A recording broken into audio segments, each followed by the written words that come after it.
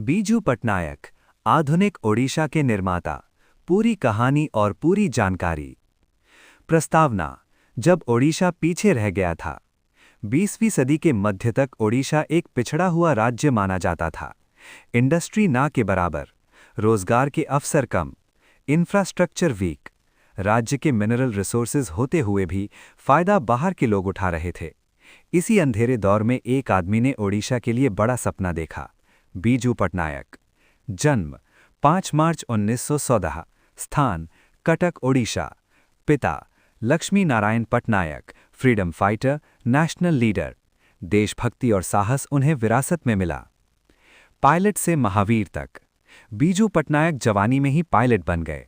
World war II के दौरान dangerous air missions, life risk operations, Asia Pacific region में service. इस दौरान उनमें लीडरशिप, डिसीजन मेकिंग और डेयरिंग एटीट्यूड डेवलप हुआ, जो बाद में ओडिशा के विकास में काम आया। फ्रीडम फाइटर और इंटरनेशनल हीरो।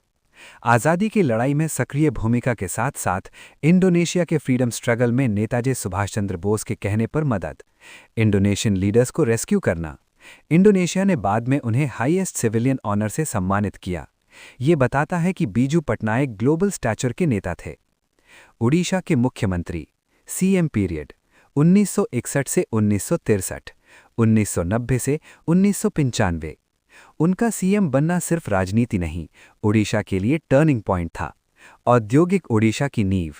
बीजू पटनायक का मानना था, पॉलिटिकल आज़ादी तब तक अधूरी है जब तक इकोनॉमिक आज़ादी ना हो। बाबा राउरकेला स्टील प्लांट, ओडिशा का पहला मेगा इंडस्ट्रियल प्रोजेक्ट, पीएसयू के रूप में एस्टैब्लिश। लाखों लोगों को डायरेक्ट इनडायरेक्ट रोजगार। ओडिशा पहली बार इंडस्ट्रियल मैप ऑफ इंडिया पर उभरा। Odisha mining corporation, mineral resources पर राज्य का अधिकार।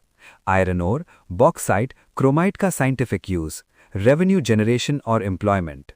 पैरादीप पोर्ट, समुद्र का दरवाजा। ओडिशा के पास लंबा कोस्टलाइन होने के बावजूद कोई मेजर पोर्ट नहीं था।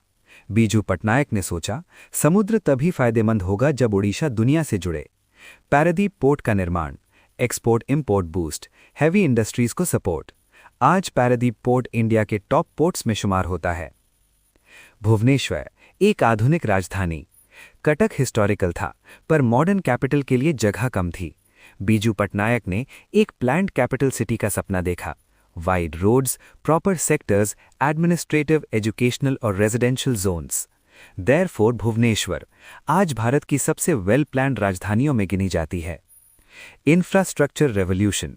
उनके शासन में national and state highways, bridges और डैम्स, रूरल कनेक्टिविटी, एयरपोर्ट्स का विकास। गांव और शहर के बीच की दूरी कम हुई। एजुकेशन और human resource development. Biju Patnaik कहते थे, फैक्ट्री से पहले इंसान तैयार करो।